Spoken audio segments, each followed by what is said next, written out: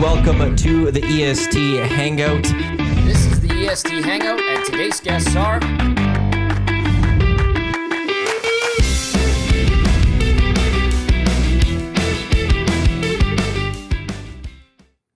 A very good Friday morning to you. Welcome to the EST Hangout live right here on Edmonton Sports Talk, your clear choice for Edmonton sports. You got to reload the top. I just got to click that. There it is. Yeah. Trying to do something on the fly here. Don't worry about that. We're all good now. EdmontonSportsTalk.com. Tune in iHeartRadio, Apple Music, YouTube, on podcast. Thank you to everyone for tuning in wherever you are. Matt Iwanyk, Benny the Intern, Belle's in with you here on this quiet Friday at the EST offices. It's the three of us and YouTube Trev. That is it. I love it. Nice and quiet. It is nice and quiet. Doors are wide open. That's the one thing that's nice about doing the hangout when it's quiet around here is we can leave this door open. Yeah. Because it does get toasted. I'm someone that is like very OCD about doors if they're like fully closed or not. Like to me, they either gotta be wide open or all the way closed. They can't be in between. Does that bother you right now because it's not fully open? Kinda. There's a little bit, but it kind of ticks me off when we close the doors slightly. Not to let air in, but it's like I always like look like I get like a little like no, like I hate that. I don't know why, but I deal with it. You just let Bellsy know something that you probably shouldn't have let Bellsy. Yeah, he's gonna do something. Tomorrow on the Hello Hockey or something, he's gonna leave doors partly open and do different things. Here we go. Bellsy, how you doing? 2 golf tournaments this week? I'm good. 2 golf tournaments in a row. Did you recover nicely? I had a little bender extender. It helped me. Did it? It helped me a little bit, go. but I was still feeling it because I believe Cameo did say if you try to drink 100 beers, that it won't work. There's no cure for a hangover if you're going to just get plastered. Well, I'll tell you what. The next day, I was hot garbage on the course. Oh. On Wednesday? Oh, my God. Well, the question is, were you good on Tuesday, though? I was okay. Okay. I got to witness the baby fade. I was okay. I got to witness it. Yeah. I saw just a very brutal putt attempt on the putting green at one point, but... What point of the day was it? You don't remember? No. Well, that tells me a lot. Because as you were putting, I said, don't screw it up, Bellsy. And you had an awful putt. Well, there you go. You don't even remember this interaction. That's my point. Interesting. So that might have been late in the day. I'll say you hold it together quite well. Thank you. Appreciate that. Yeah. But Wednesday it was hot garbage. And here we are. You're here? I'm here. I'm ready to roll. Good. That was. Did you get plastered the next day? I had 4 beers to try to get myself correct. Yeah. Sometimes you need to just drink I just had to try get to back pull it going. together. But it was a good tournament. But yeah, it was. I don't know. I had a rough go.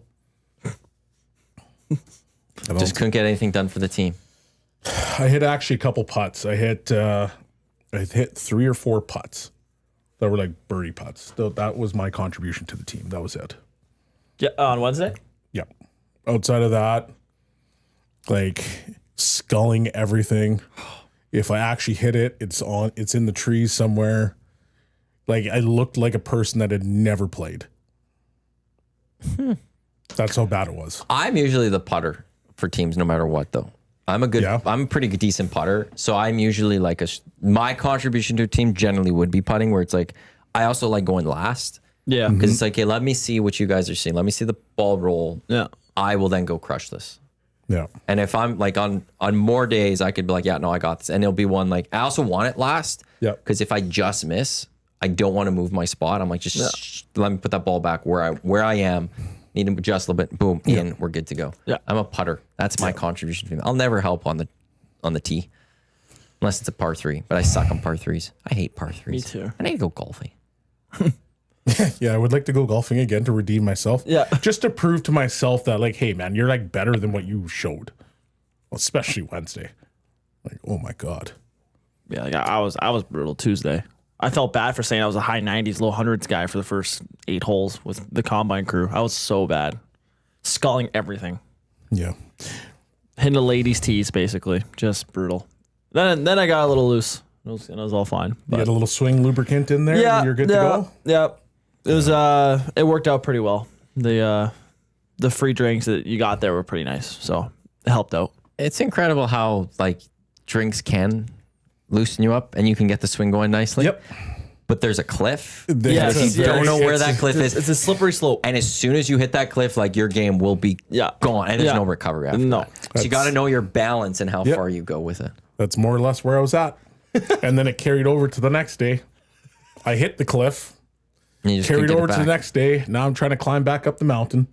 Are you still feeling the effects? No, I'm good. Oh, okay. I'm good now. Because I'd be like, you're looking pretty good for somebody that maybe is feeling it. Yeah, no, I'm not feeling it now. That was. You going to Elks this Sunday? I am. Yeah. I text the wife. I said, "We're going. We're going." Incredible. Yeah, Good. I'm pumped. 5 o'clock. Season ticket holder going first game of the sir. season. Yes, sir. I'm on the bandwagon.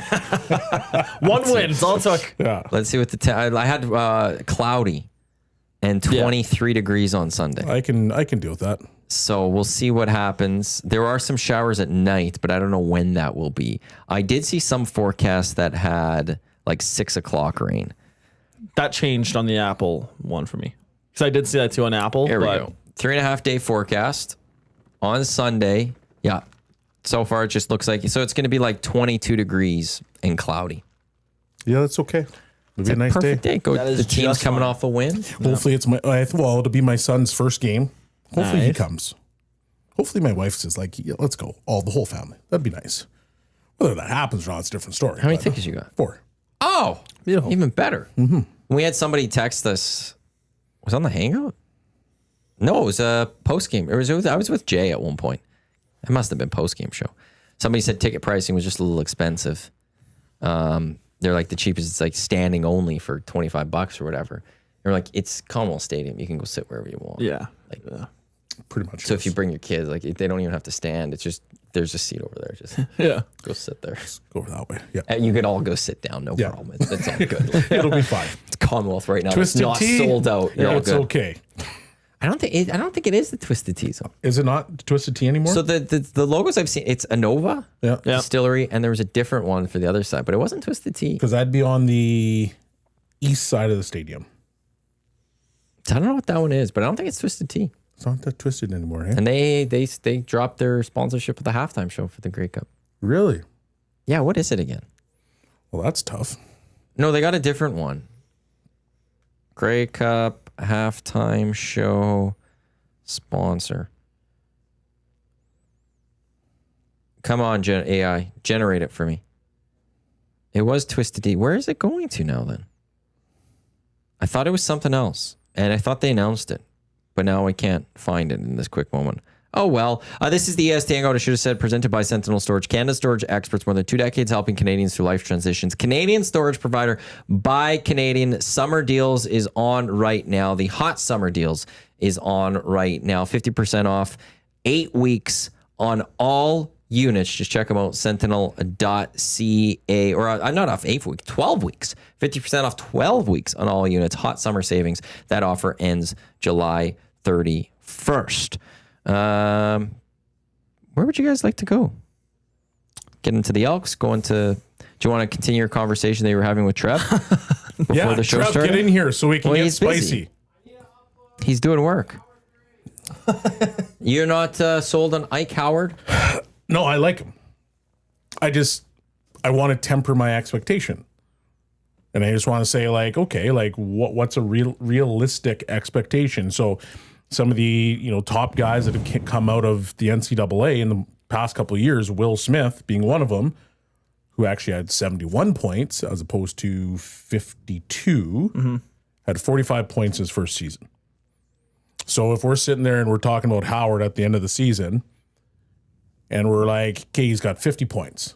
Is that a success? He's got 15 goals and he's got 45 assists, 35 assists. Are we good? So I just want to make sure that like the expectation of a guy coming in, yes, he's highly touted. Yes, he's good. Yes, there's a lot of things to love about this guy. Yes, he wanted to be here. But I don't think we can expect a 70-point producer. I think that's Not in the first year. yeah. Can you get there eventually? I think so, yes. But What's your prediction for him this year in terms of just point totals? Because Tommy, to me, about how I've seen The Office, Trev's all the way over here with Ike. Yeah. And Tom's like over here. I would say he's got similar production to Will Smith. Okay, so 45 points? 40 to 50 points, somewhere in that range. Okay. Because he's playing with Connor. That's a little bit less than I think what Tommy was thinking. Because, yeah, I don't know. Tom, me and Tom are talking about it. Go 60 points? Well, no, sorry, Tom's a little lower. You're a little higher. Okay. Yeah. I think the one thing I will say, though, with, yes, Smith had 70 points in college. Isaac Howard had 50. And Will Smith only put up 45 points this year or whatever. Will Smith played on the best line in college. Mm-hmm. Played with Gabe Perreault and I'm blanking on the third guy. Gross line. And then in San Jose, he doesn't have as much talent as Ike Howard's gonna have. And Celebrini. That's all you need. Well, Celebrini's good, But you don't have Connor McDavid. But you don't have Connor McDavid. I don't disagree with you. So that's where I think, like, if you were to put Isaac Howard and Will Smith in the same situation in San Jose, yeah, you could probably say Will Smith will get more points, or maybe, Isaac Howard would put up, 35 to 40 points. Well, I don't necessarily agree with that, because if you are in San Jose, you're going to get all the primetime situations. You come play for this Oiler team, you're not on the first unit power play. Not on the first unit power play, but you might be with Connor or Leon. Which is fair. Okay, so Zach Hyman as a 5-on-5 guy, like, what kind of points did he put up? I know he had 50 goals a couple seasons ago, but as a 5-on-5 player, how many points did he get? Because he got a lot of money or a lot of points, a lot of gravy sitting right there about 2 feet from the net, and put a lot of goals in from there. Yeah, that's a good point. So if you're not on that top unit where skill players get a little bit extra, your point totals naturally just go down. That doesn't mean that you're a bad player. It just means that you're not going to get the top look. So you're not beating O'Connor, you're not beating Draisaitl, you're not beating Nuge, because those are the three guys for sure. Yeah. You want a net front presence. That's most likely going to be Hyman. And then you got Bush. So that's your first unit power play. Yeah. So Hyman in the 54 goal season had 20 power play points, 15 power play goals. He scored 54 goals and had 77 points. So he would have been a 57. He was a 57 goal player or point player. Yeah. Last year, 27, 44. He had 6 power play goals, so 21 goals. He had 12 power play points, so that'd be 32 points last season. So if you're not on the power play, is it realistic to say you're somewhere in that 40 to 50 point range? Yeah. Yep. 100%. I think a decent comparable to what I think this could be is, so Podkolzin was stuck to Draisaitl's line pretty much the whole year. He played a full 82 games this year and posted up 24 points. Isaac Howard's a better goal scorer and better finisher than Podkolzin is. So with the amount of, and from watching the games, the amount of opportunities that Podkolzin had just playing with Leon. Podkolzin did his job. He got the puck to Leon, and Leon was second in the Hart voting this year, and Podkolzin did his job. But if Isaac Howard can do what Podkolzin does and then have a little bit of scoring touch to it, I'd expect a whole lot more points than 24. I do think 40 to 50 points is a very reasonable number for Isaac Howard. 100%. I think it's very reasonable. I would be shocked if he's getting 60 plus. I think by year 3 of his ELC, I think he could be. Yeah. Which I made that point, it was 2 days ago, where this deal benefits the Oilers now in a way because they're getting younger and faster. But the real benefit is going to be year 3 of his ELC when he's making under $1 million. And if he continues to develop with the way he's looking like he's going to be posting up, 65 points, 25 goals points, maybe you're hoping for, right? Yeah. Like making under $1 million in that cap situation in 3 years from now, you're paying those guys $8 million. Yeah. And you got that guy making under $1 million. Now if you're gonna try to re-sign him after, what does that look like? But that's too far ahead, I'd imagine. Many of the Wilder says Hyman won't be ready for the start of the season, which what we've heard was he might not be ready for the start of training camp, but should be ready for the start of the season. Yeah. But let's do a hypothetical he's not ready for the season, because then he goes, Howard will get a look on PP1 to start. As a net front guy? Would you put Howard on PP1 if Hyman's not there? I wouldn't put him at the net front. Yeah, I was going to say, I don't think Isaac Howard's a net front guy. He's not. He would actually. What I would do is I'd replace him with Nuge. That's what. Yeah. Yeah, if I wanted to give him a look, 100%, but I would put him in Nuge's spot. And now that's crazy talk because Nuge is a pretty damn good passer. Yeah. So, like, it's tough to sit there and be like, okay, like, this rookie's coming in. And yes, once again, like, he's highly touted. He's all the things that people talk about, or at least we should expect that. But you can't go in and be like, okay, this is now that this team is looks way better because he's here. Well, like, you can't necessarily say that. Oh, yeah, 100%. This brings up a question down to me, like, so we saw Hyman get replaced by Perry net front on the power play, even before Hyman's injury. Like, they were rotating them. Who are those guys now? Who is the guy? If Hyman goes down for net front, who's the next guy? Frederick Majapani. Yeah, that's what I was thinking. I was thinking Frederick because it was Perry. Even Kane would get some reps at net front. Those guys are gone now, obviously, and you're trying to think of bigger guys that got good hands. I'm throwing this one out there just to stir it all up. Darnell Nurse. Thomasek. Yeah, there it is. Because 25 goal man. His from what I'm hearing of people talking about this guy, he's got lots of skill, but he's not going to be super gritty. So if that's truly the case of super like high-end skill, then I don't know. Tom's listening. Yeah. And Tom's not happy. In what world is a guy who has played 0 NHL games replacing RNH on the power play? Is that not the conversation we had earlier before we came on? Yeah. Are we talking about Howard for that part of it? Yeah. Well, the answer to that, Tommy, is it's not a world, and I said it was crazy. Bellsy said it. I said it's crazy. Bellsy believes that Howard's going to replace RNH at the start of the season. Flat out said Benny, crazy after talk. the show, clip that. Yeah. Bellsy saying you'd replace There you go. Nuge with Hot Howard. Take That's it. Central. Yeah, I'll post on Hell Hockey's Instagram Howard too. So is going to replace the Nuge. Yeah. So all the people that came in right at that time, book it. See, perfect. See, he said it again. He said it again. There's no going back from that. I need Trev's take on this. Trevor, He's busy. Yeah, leave him alone.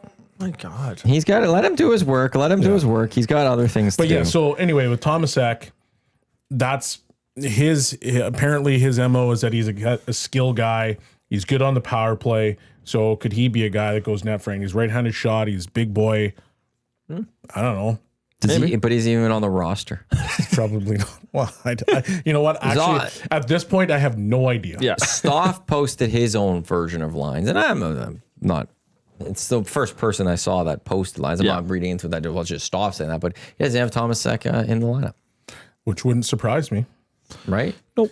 Because I think he also said that Bowman was not done and he was going to continue to try to improve it. But I mean, that's so vague. But You want to know something? Matthew Iwanyk reporting right now that all 32 GMs are trying to improve their roster before next season. No way.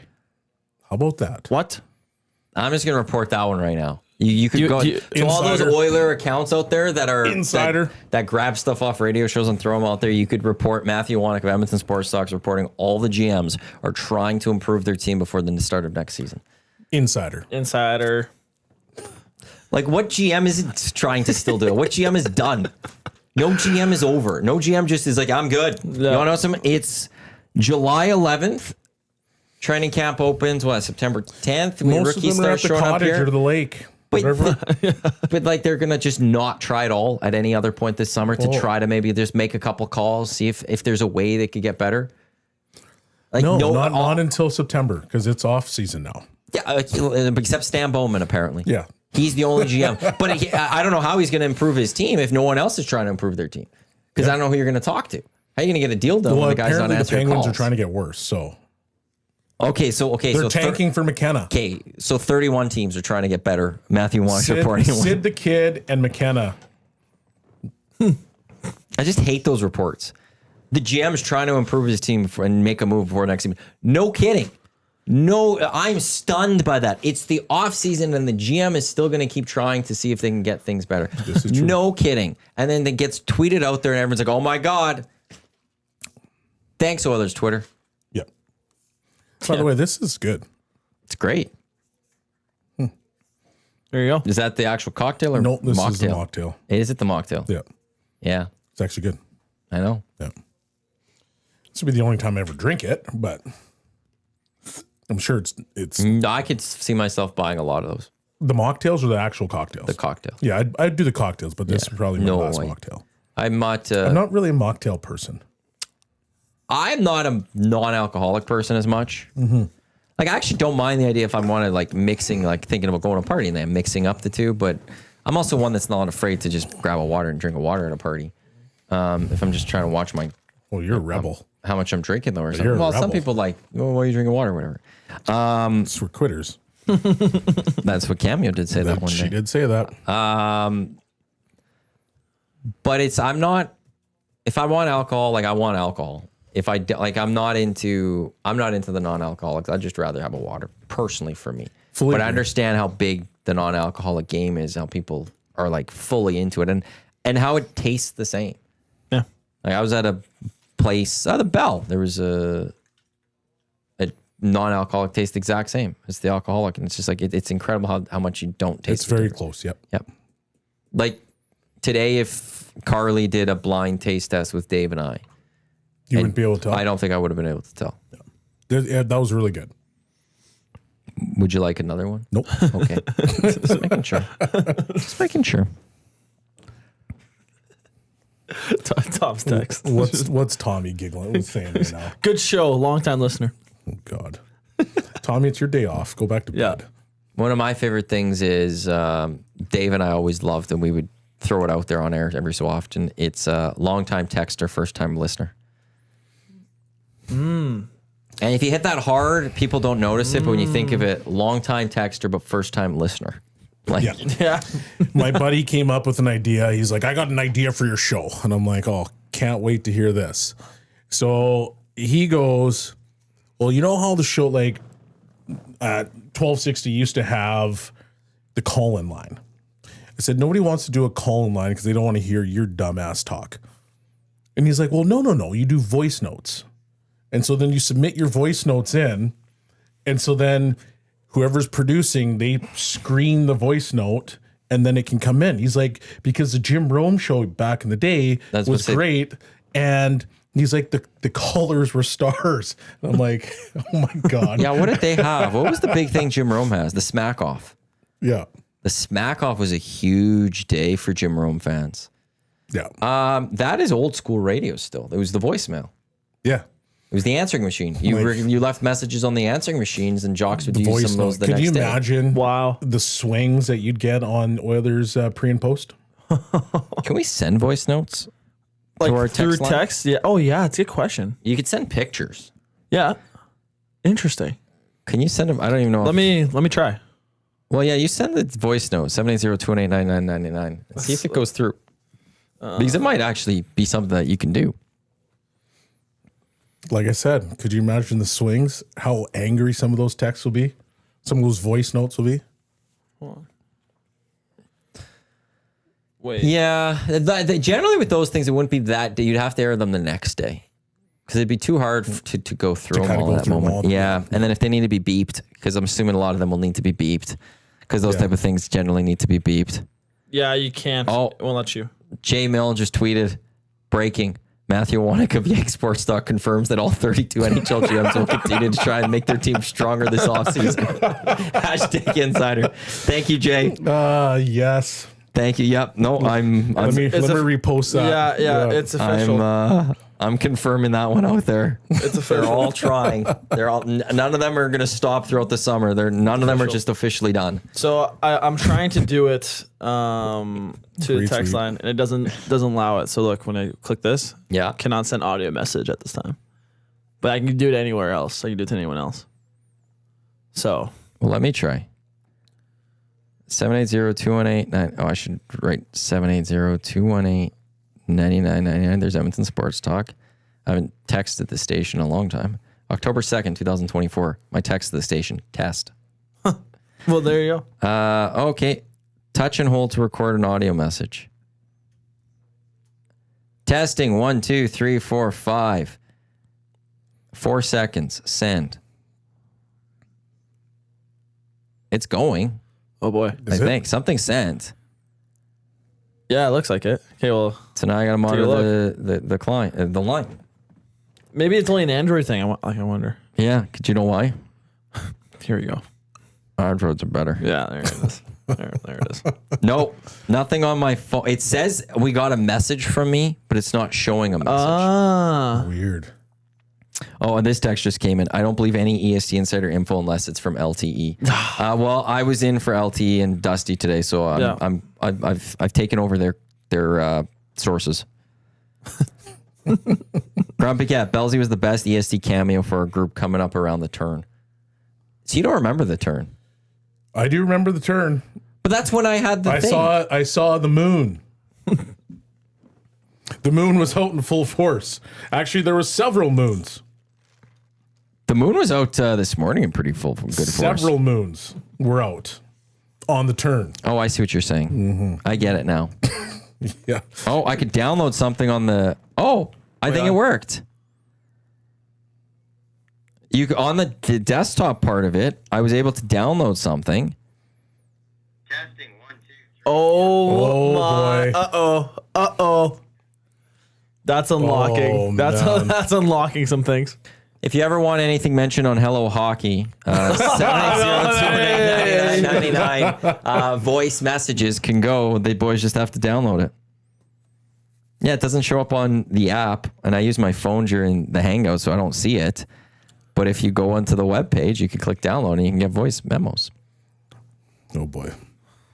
Should we add that to pre and post for Oilers this upcoming season? 100%. And just tell... Well, her and I would just have to like monitor what like... I say just hit them cold. Pick 3 each day. Just randomly pick And just go cold? and just press play and see what happens. It'll become a competition on how many F-bombs can be dropped when they play bad. Yeah. Jeez. I don't know if we should have been talking about that on the air, but yeah, it's now out there. It's out there. So our Here we text go. line does accept voice memos, apparently, from Androids, but that's because Androids are just so awesome. Can I see your phone for a quick second? Can you go to a text for... Like the text line? Yeah. That's amazing. Because I want to see if there is a way to do it like... So...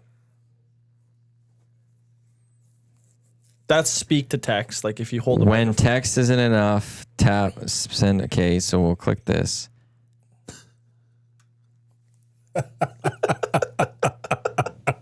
Oh, Tommy's just stress mode now. No, yeah, I don't know if Apples can do it. Yeah. Why? Is Tommy not excited about that? I can't respond. I can't say what he said. Jay Millinger said you've unlocked something very dangerous. Oh yeah. Well, it can only come from Androids apparently, so it's all good. So It's all yeah, set. most people don't And you have to click Androids. download, so it's not even like something you have to listen to. We could just not listen to any of those. All of a But sudden, Bellsy's Android friends sales came in up- Edmonton just skyrocketed. This is what makes them so wonderful. Everything Apple has and iPhones have, Samsung had it 2 years earlier. Oh, I don't disagree with you. Yeah. It's a way better phone. I'm like, the only reason I have this is just continuity. It's the only reason. Absolutely zero other reason. Yeah. I do almost want to get the next Samsung. It's been a while. Have you guys seen the Sportsnet pricing? Oh, I did. Ridiculous. Yeah, I did. But I did see something that kind of like put it into perspective.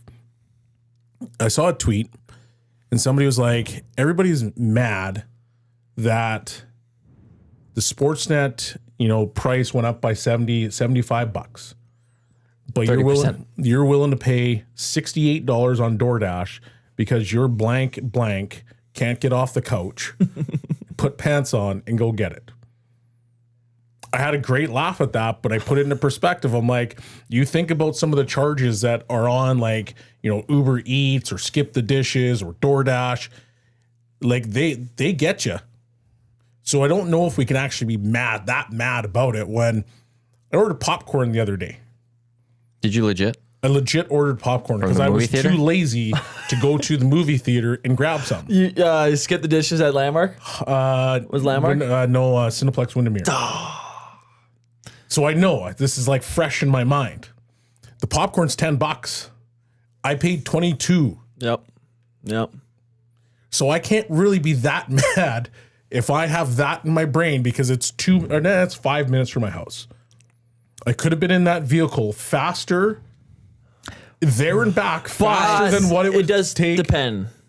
I could have been there faster, and back, if I decided to put shoes on. Right. But the difference is DoorDash charges you $12 for the fees and everything, whatever it is, $10 for the popcorn. But then sends Bellsy you an email and says, you want to know next time you order that popcorn, it's going to be $35. Same popcorn. Everything's the exact same. We're going to charge you a little bit more. They probably have already done that to me and I haven't even noticed. But right. But if you know it, but that's the problem here is that people are paying the money. And look, a lot of people are still going to pay the money.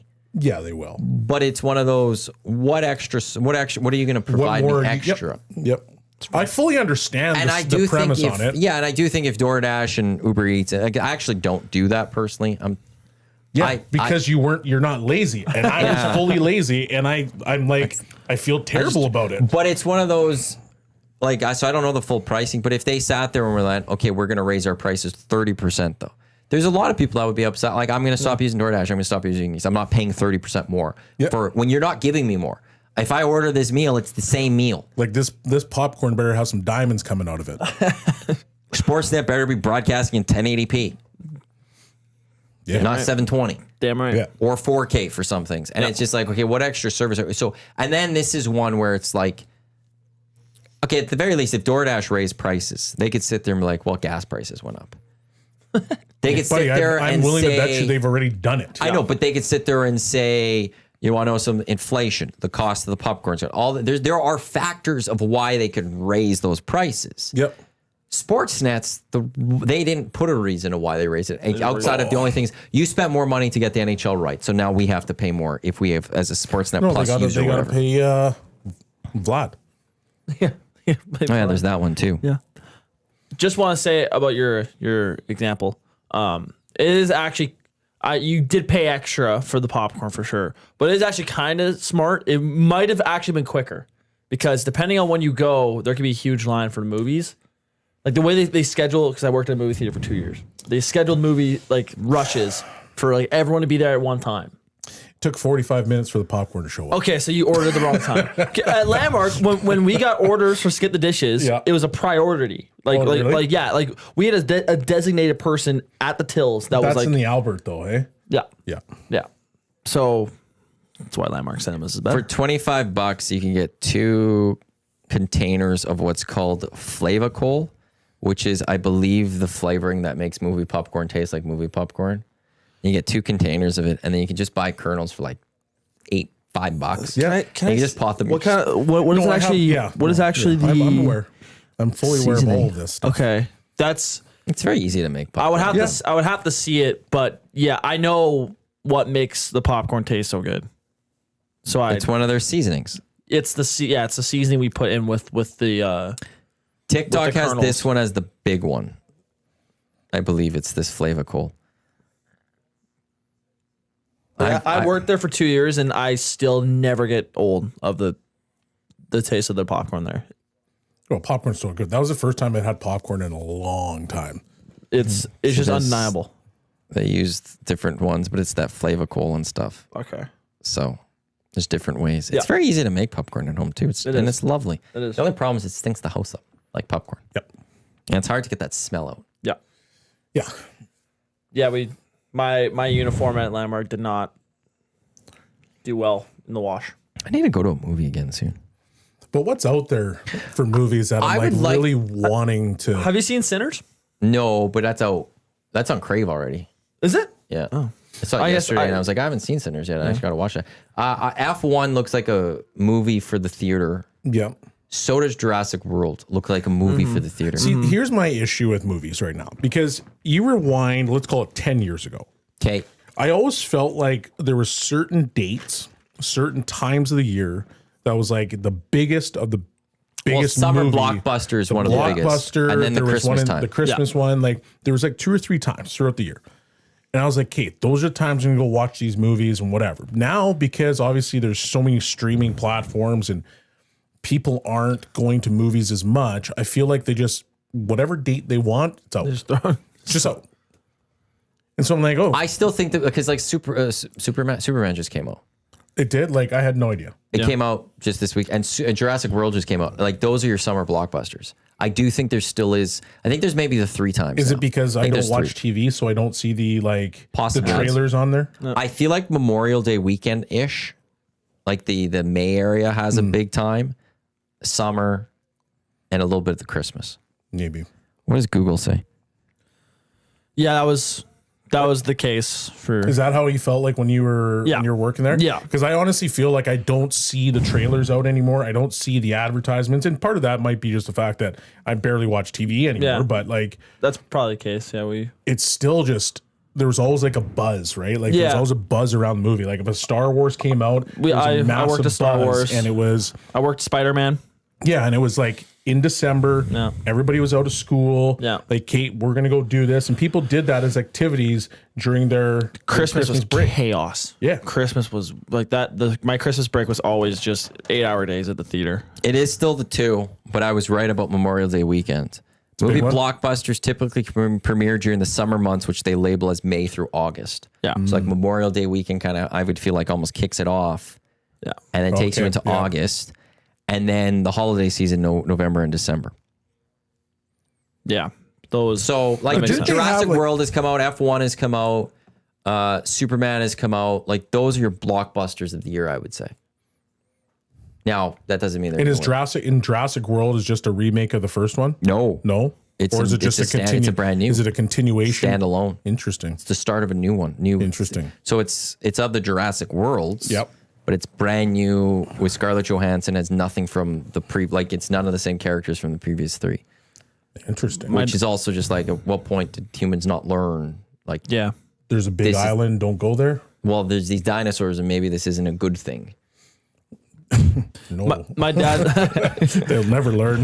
my dad's a big movie guy. me pet it. He went and saw F1. He says it's brilliant. Went and saw Jurassic Park. Said it's good, but same. He's seen Superman today. So Yeah, like Jurassic World's one, I don't think I'll walk away and be like, that was a great movie. It was like, that took my brain, shut my brain off for like an hour and a half. Cool. There's Yeah. some dinosaurs. They roared. But isn't that like most movies? You go there to shut your brain off. Because the one thing I don't. No, I like the other movies. I like the ones where they force me to think.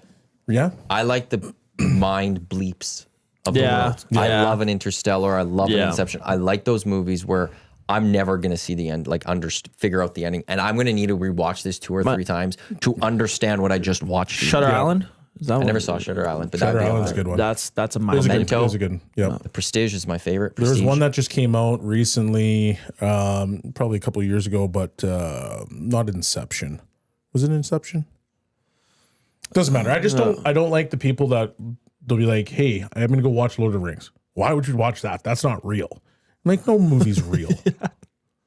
I disagree. Transformers, I believe, truly happen. You think You those just guys- wait till the Autobots yeah, come. the Autobots come and they're talking to me.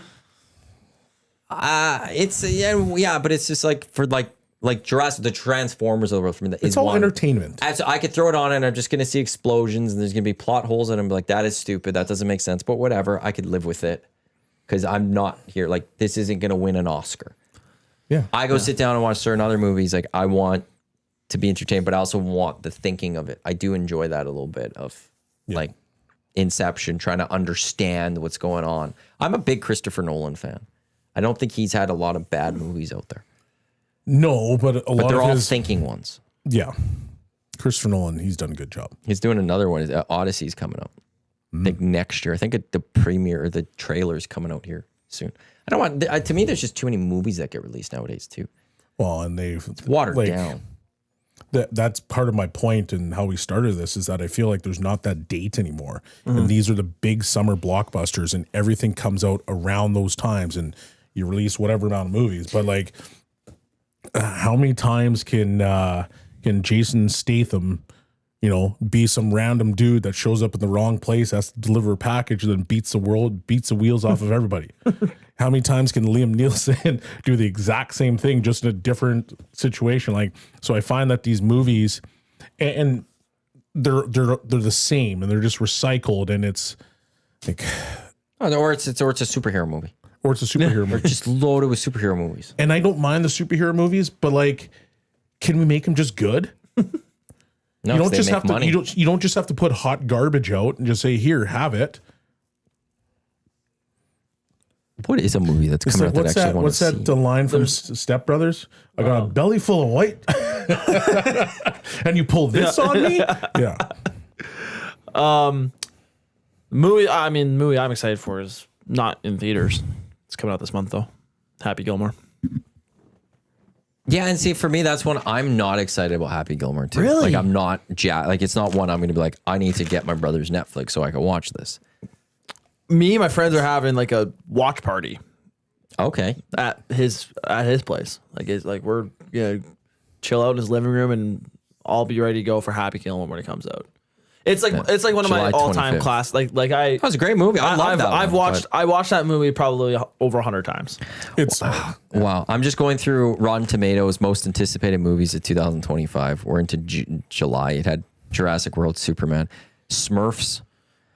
I Know What You Did Last Summer. Like, we don't need a reboot. no. Some of the other ones. Is there back-to-back Pedro Pascals? Oh, Pedro Pascal in a thing called Eddington, which also features Joaquin Phoenix. And he's also got Fantastic Four. Yep. You got Happy Gilmore 2. You got something called Together. But then you got another Bad Guys 2. You got Freakier Friday. Like, do we really need that? That sounds like a. They made it. That sounds like a. There was like a song. I think Chris Did he? Brown made a song about Freaky Friday. Yeah, yeah, you did. The Freaky Friday. Yeah, that's the one. You can keep singing that if you want. No, absolutely not. Okay. Nope, I cannot. Well, you absolutely could. Nope. You absolutely can. Like, you may not want to. No, absolutely and you may not. think it could get you in trouble, but you could still do it. I will absolutely get in trouble. Oh, the other Wicked is coming out. I didn't even see the first Wicked. There's a movie called Him coming out. It's a Jordan Peele Oh, yeah. movie. I haven't seen any of his, It's about actually. like a football player that like. Well, it wasn't an MJ No, documentary. no, that'd be cool. Called No, Him. Yeah, basically. This movie. It's about like a football player that's trying to make it to the show, and then it turns into like a horror movie somehow. Yeah, he's been doing a lot of horror movies and stuff. So yeah, I don't know. I was kind of like, I was surprised by that. I was like, oh, I saw that trailer while I was gonna go watch Sinners. So There's supposed to be Super Mario Brothers 2 tomorrow or next year. oh right. I need to watch that one because that one should feature Yoshi. I was very disappointed there wasn't what? enough Yoshi in it. I think Like, some why of would you the- not have Yoshi? Some Yeah, of the that's a good point. comedies. We're missing some of the good comedies. That's part. That's Yeah, part there's of the been issue. talk about that. Did you know? And I know the it's reason the Vince why. Vaughn. Yes, the Vince He Vaughn. brought it up yeah. on Hot Ones. Yeah, but we're missing those. Yeah. That's a big piece of Yeah. this.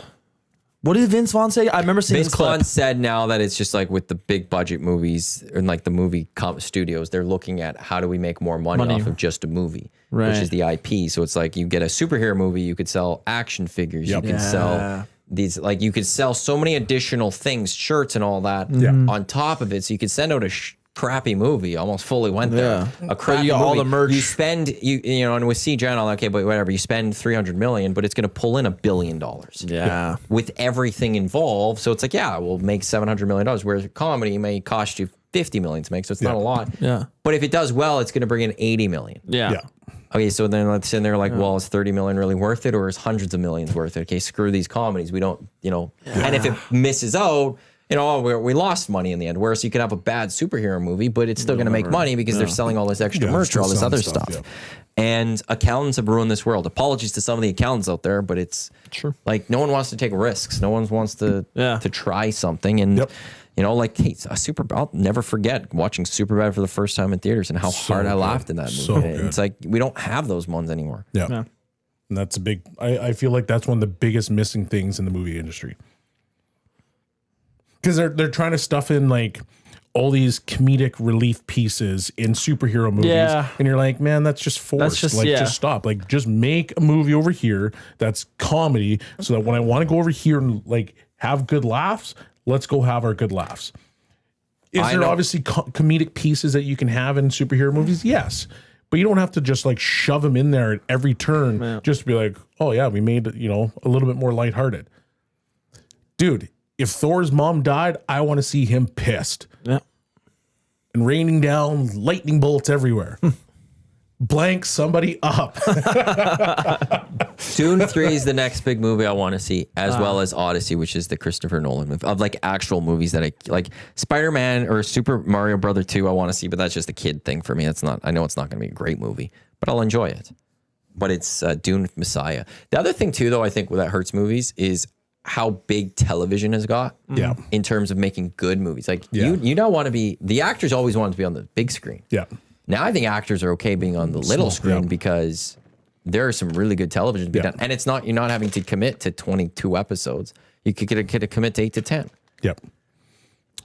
Speaking of that, when is Game of Thrones coming out again? House of the Dragon. I keep seeing these random tweets where like, we're excited. Is it coming out this summer? I never watched Game of Thrones. I never was in Game of Thrones. No. Oh, Maddie, you got some watching to do, buddy. No. Yeah. I never got into it. You should. It's not on my list. It was really good until season 4. That's the thing that annoys me. I don't want to get into a show I think that I know I'm going to start not liking. You won't not like it. You'll just be like, yeah, it's a bit of a letdown to what the first 4 were. So it's not that you won't like it. It's just like, here's how high it was, and then it comes down to about here. And then you'll sit there and be like, well, they could have done this differently. They could have done that differently. So that would be the whole. Yeah, but then I get annoyed by that. Like there was a show Billions on Showtime. Yeah. That I thought through the first 2 seasons was. I never got into that one. It was brilliant. It was actually great television. If I compare, and I think to me, my 3 favorite shows of all time that are not like The Simpsons is my favorite show of all time. Mm-hmm. But I'm going to go into dramas and like human acted. Yep. My 3, the shows I put at the top 3 without question are Wire, Succession, and Sopranos. Wire was unbelievable. So Succession is up there for me, and it came out a little bit after Billions started, so they were kind of the same. I would put the first 2 seasons of Billions up there, if not a little bit better than Succession's first 2 seasons. That's how good it was to start. And then they fell off and they become characters themselves, the characters. And it just was like, I watched and I've seen, and it's just like, this isn't good. And even I'll go to the series finale. Spoiler alert for anyone that didn't see the 2 series finales. Succession stayed true to who they were. They wrapped up their character storylines. You may not like how they wrapped them up. You may not, but there was the way they wrapped it up. Yep. There's another show called The Americans, which I think not enough people know about. I thought they wrapped up the show well for what the show was. Billions wrapped it up with everyone having a happy ending. I was like, that's not how this was supposed. Like these great shows, you're not supposed to end like that. Like, that's not life in a sense. And that was what. So I always look back on Billions, and I'm always disappointed because I'm like, what could have been. And that's where I don't want to start Game of Thrones, where I'd watch the first few seasons, but then I'll always go to what could have been if they didn't. And then you get into House of the Dragon, and then you don't have to worry about that as much because it's actually pretty good. Now, I want to see Breaking Bad stuff. I've never seen Breaking Bad, which would lead me to Better Call Saul too, as well.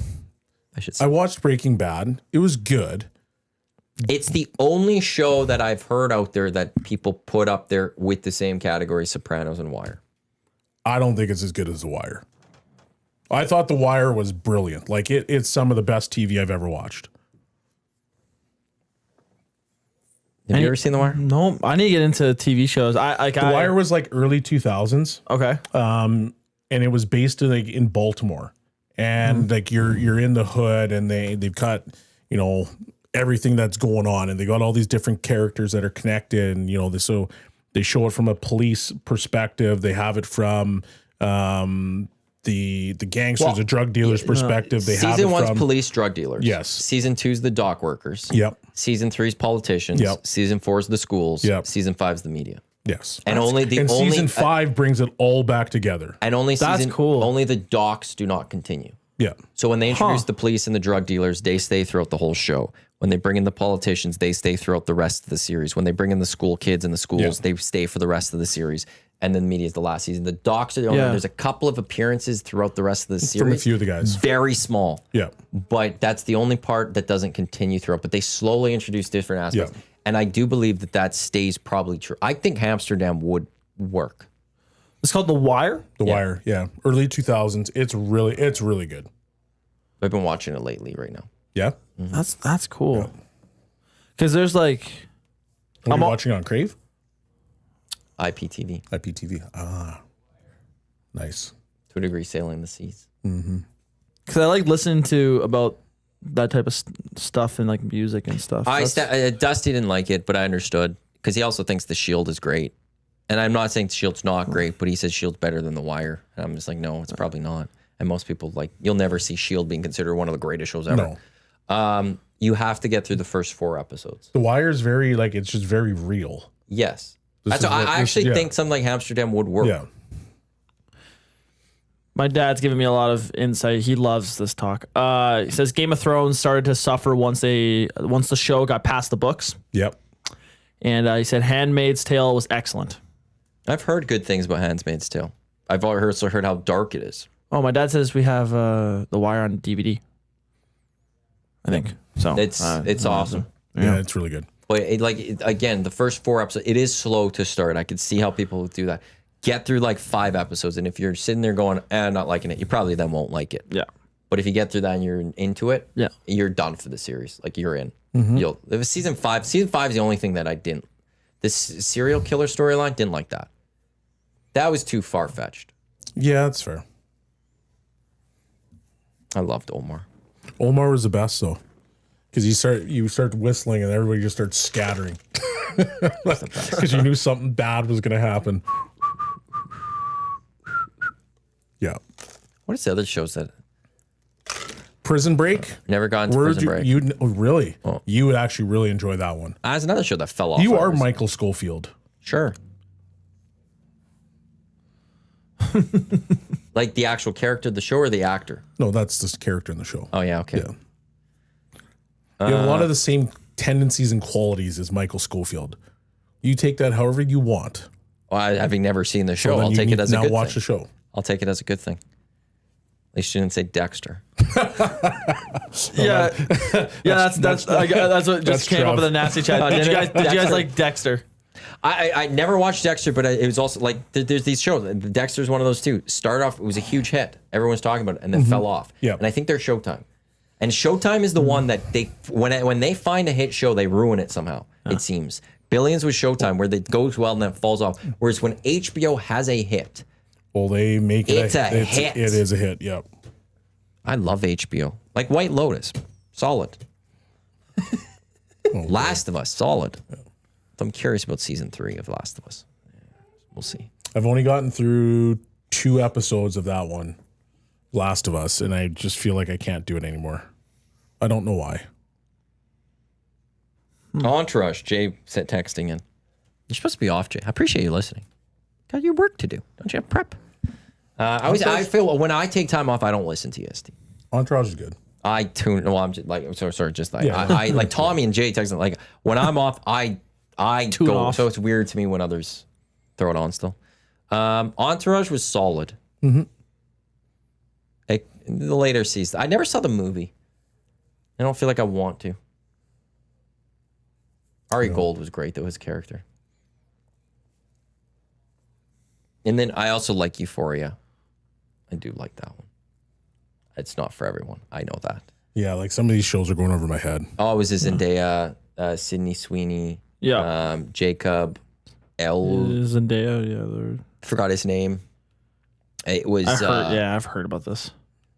It was about high schoolers, and like they like high school shows. It's about drugs. It's about drinking. You know, the OC was a fantastic show. I remember how big that one was. This takes it to another level, though.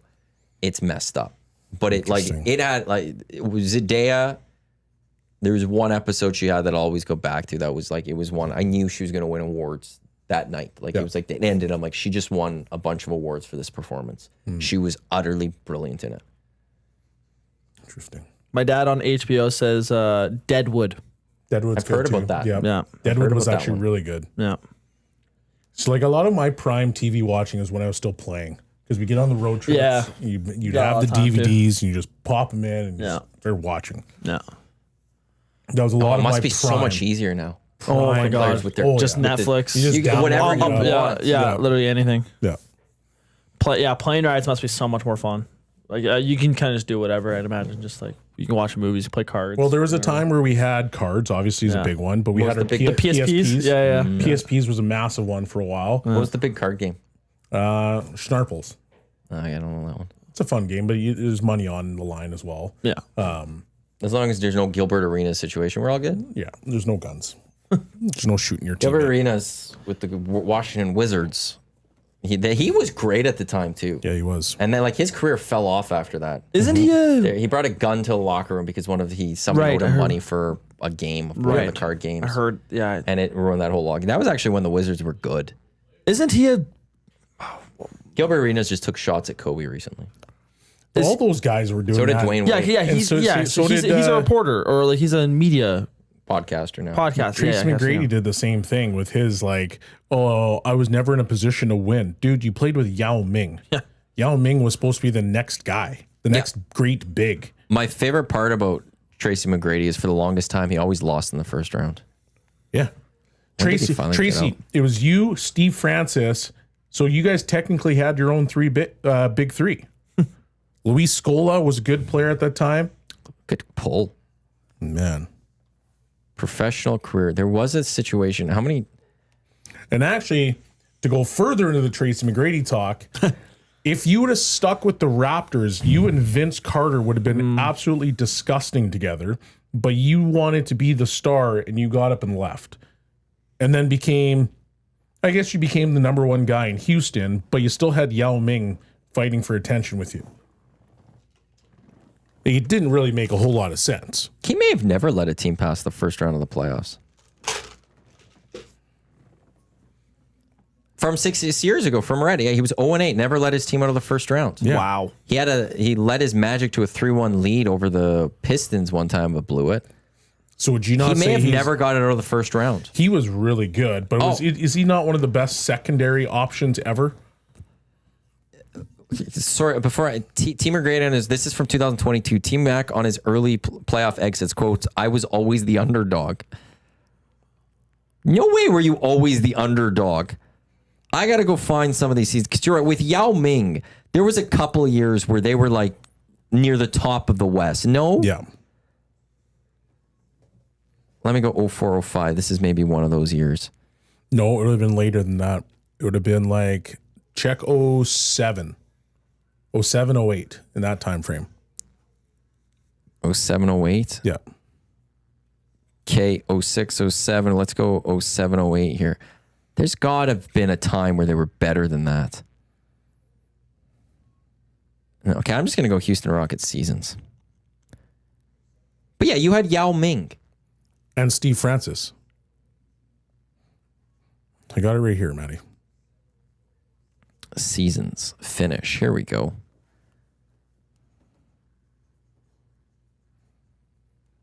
No, maybe not. Oh, 08-09, they finished second in the division. That was their best result. And they won the first round. Okay, so he did get past once, but was he still there then? Or did he already go? Oh yeah, he was on that team, so I guess maybe he wasn't the main leader of it, but he did it once in his career. I thought he did it once. So why is everyone else saying he didn't?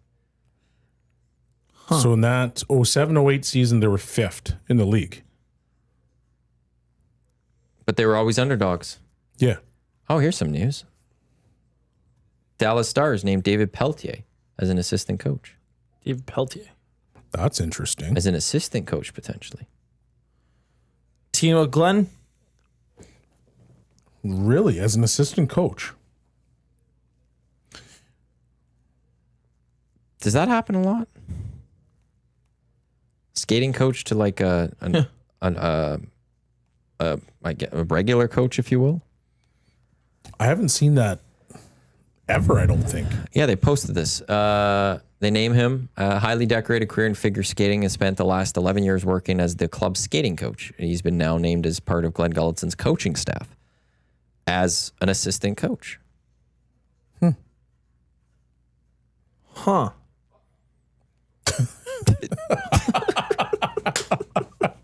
So while we were talking there, we just heard F off. Trev's playing some sort of game. He's playing Tecmo, I think.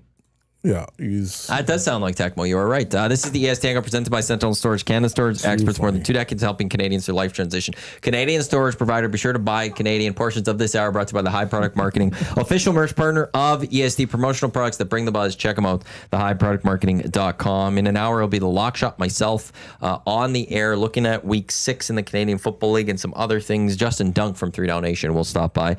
We got Oil Stream today, which was Gager and Hernan. We've got EST Afternoons. We got the Reed Wilkins Show. All to come until 6 o'clock. Then we'll have Elks call. I believe we should have some Riverhawks action tonight as well. Tomorrow on the station, 10 a.m. It is Hello Hockey. You guys on location? We are on location. Jasper Ave. Local Jasper. Not just Jasper Ave. Jasper Ave. Just you're going to set up somewhere on Jasper Ave. Set up anywhere we want, and we go from there. Yeah, we're at local Jasper Ave, so 10 to noon should be a fun show. Sunday, 8 a.m., we got the VIP golf show, and then 4 o'clock, Green and Gold kickoff show. Myself and Jay Milne will get you set for Elks and Lions. Big game for both clubs. We'll see if the Elks can improve from the week 1 performance against the BC Lions, and we'll see if the BC Lions could turn their season around a little bit, because they haven't gotten better since that week 1 win. Although we'll have to keep a status on Nathan Rourke, who's been limited at practice. Farhan Lalji believes that it looks like he still will play. But if he's not practicing much, that means he's still banged up. And could the Elks take advantage of that on Sunday? We will have to wait and see. So what's going on with the quarterback situation for the Elks? Said Esks. You might be fine in a year. Yeah, I know. Because they so the last game the Elks played. Yeah. You asking about the Cody Fajardo coming in? Yeah. What was going on there? Mix things up. Just I mix actually it up? liked one of the things I heard, I think it was Killam say it at post game, where, as Trey's developing, and Trey talks about it a little bit too, giving him a breather where he can watch the game. And what Trey said after the game too was, he goes a lot to Cody Fajardo and asks him questions about things. And after that, he was able to ask Cody, and Cody then was able to have some info from being behind center to help him going, oh yeah, this is like with the same game going, and like better informed to help Trey answer, some of those questions. Yeah. So it's like, sometimes that player needs the night in the press box, people say. But you're not going to give them, like, Darnell Nurse should be in the press box for an hour. This is a chance to, I guess, with your quarterback, hey, you can watch a series, take a step back. Yep. Maybe you notice something different from the sidelines while there's still a capable quarterback going out there. When it was explained post-game, I actually didn't mind it. It didn't work well, I don't think. I think it halted some of the momentum that the team had. I don't know if I would have done it a second time in that game. But based on everything they were reading, I don't mind what happened there. Because when I turned the game on by the time I turned the game on, I was looking at the stats, and it was like, I think Trey Ford was 13 of 14 for 187 yards and 2 touchdowns. And Fajardo was 4 for 4 for like 49 yards. And I was kind of like, did he get hurt? Like, what was the deal? And then, it was weird. It was just, I thought it was very odd. It's full game plan. Yeah. Like, clearly it was planned ahead of time. Yeah. But yeah, I like the way Trey answered it after the game, where he says it was just good for him to be able to go the rest of the game asking Cody questions, and Cody was able to answer based on having been behind center for a little bit. So then would it not be a better situation, say, okay, Trey, you're going to play the first half. Cody, you're going to actually start the second half. That will be your reset time. So now we go in the locker room, we watch some video, we see what's going on. Cody, you're going to come out because now you're going to give him a different look. So you get your one series or whatever, and then he goes back into the game. No, I think if I was doing that, I'd rather have Cody in that first half, so that if there were questions, there'd be more that you could then do film with Cody in the halftime. You could pull up some video, or would you go at the end of the quarter, like mid-second or something, which is kind of what they did at the end of the quarter. No, they like mid. I think it's like at the end of the first, beginning of the second. I would maybe wait till mid-second. Yeah, interesting. If I was to do it again, we'll see if it happens again. Yeah, I was going to ask you, like, do you think it'll happen again Sunday? It's a good question. And at what point does Trey get annoyed by it? I don't think but based on the way he answered, I don't think he was. I think he looked at it as a positive. I think he looked at it as it helped him grow. It's helping him grow as a quarterback. Yeah.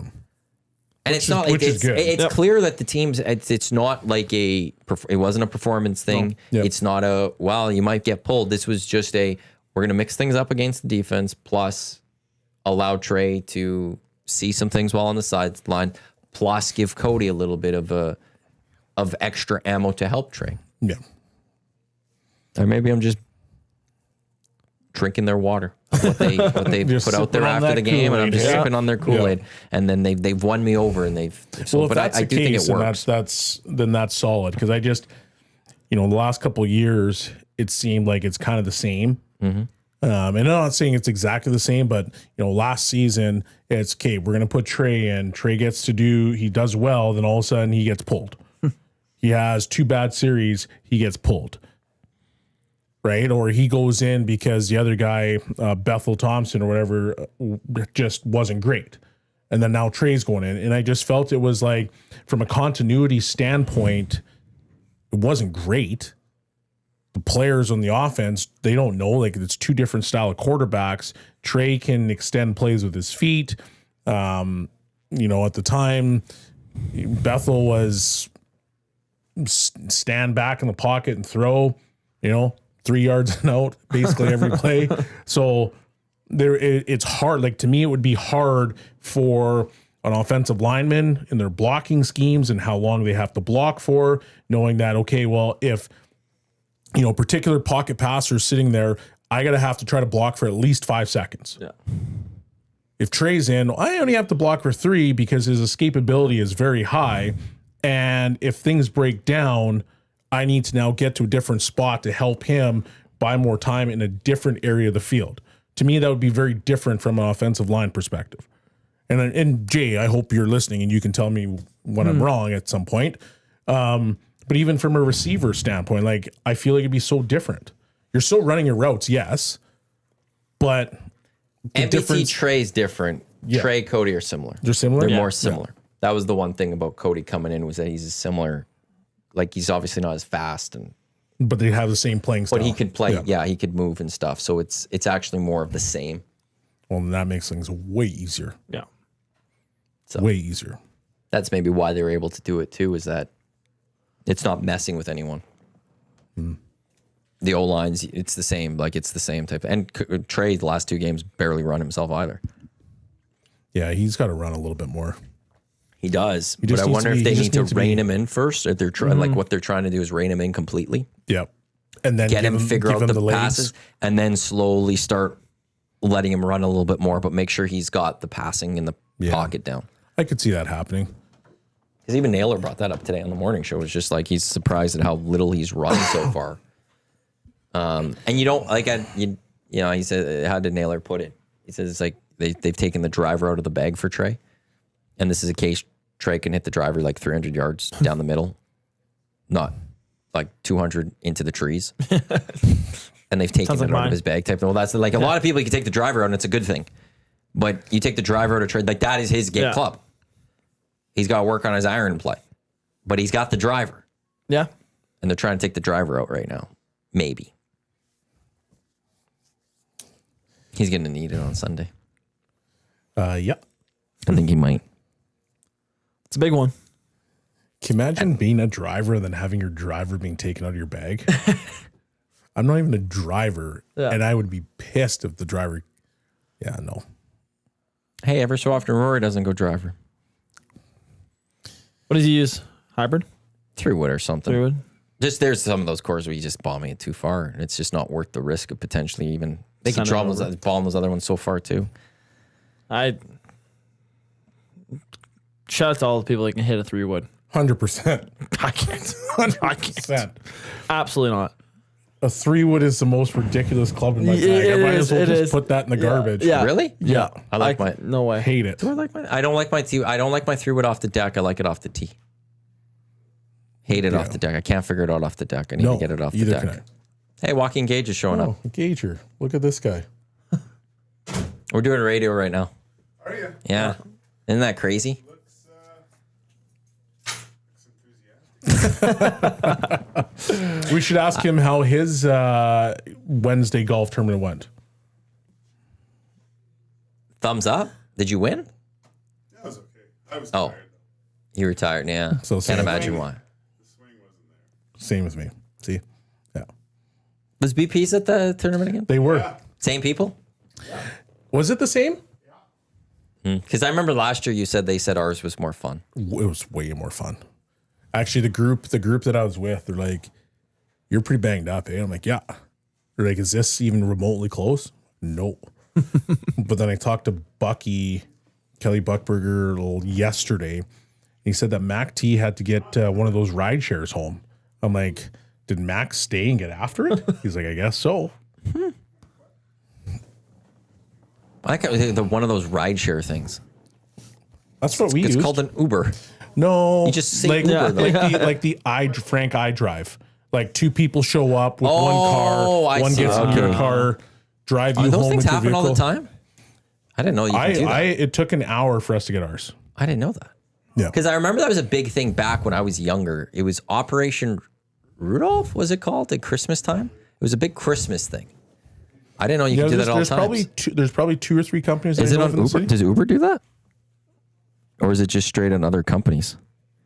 Because I like that idea. That's That is actually a a pretty good cool idea. Say I want to go home. What can I get right now? I'll just send you the number to Frank.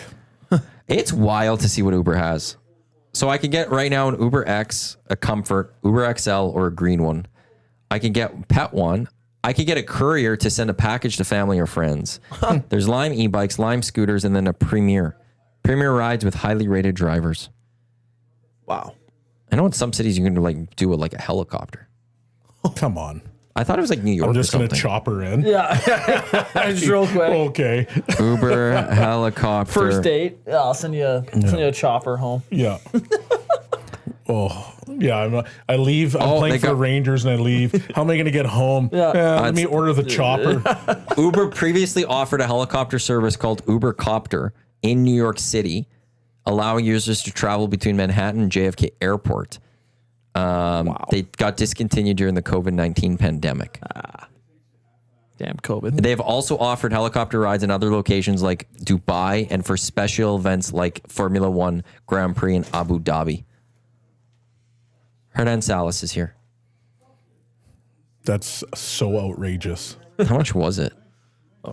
Yeah, that's hilarious. Did they jack their prices up too? Actually, that's not a bad price. Somebody's posted it. This is from Reddit, and they're posting a screen cap. No, maybe somebody messed the screen cap.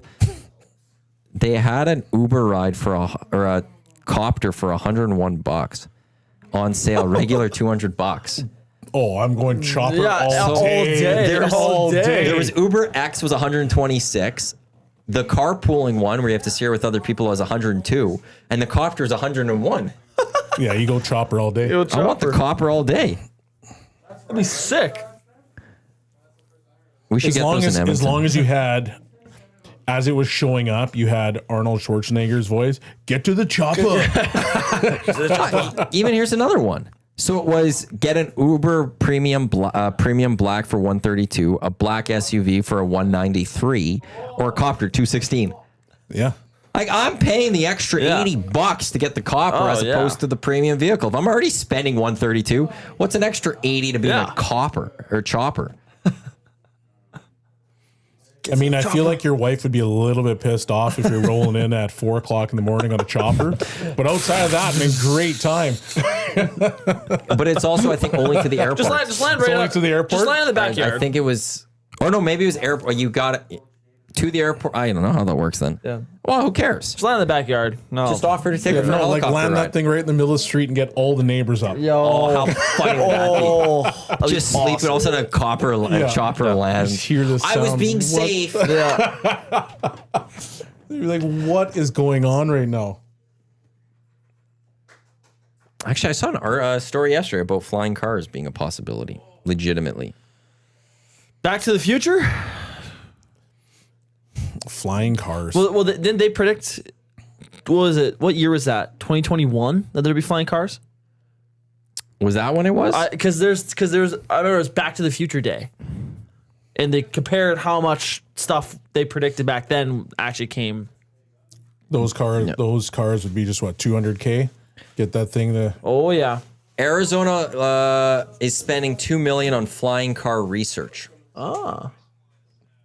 That's what the Arizona Republic has. Interesting. That doesn't shock me, given they have all the vehicles. Are they Ubers? The manless Ubers in Arizona? so, yeah. Yeah. And they've got that that giant. I don't even know what it is. GPS on dome on top, and they just Those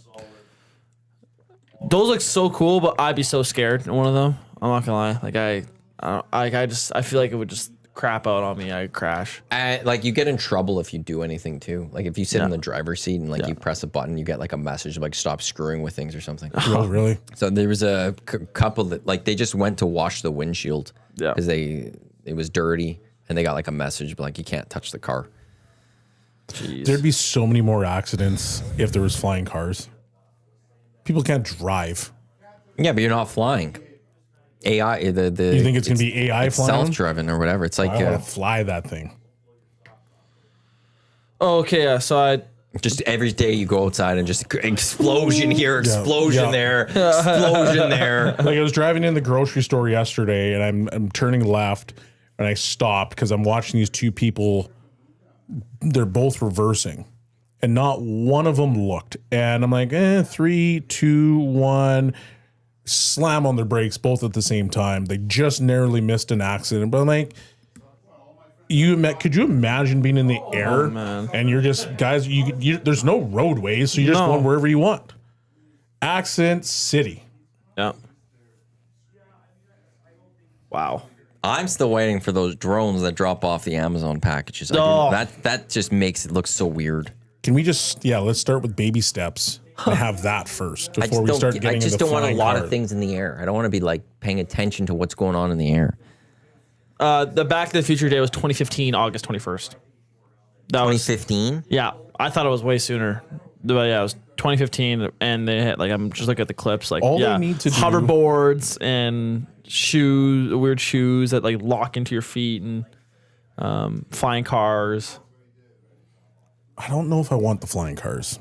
I want self-driving cars, but I want it for everyone. Yeah.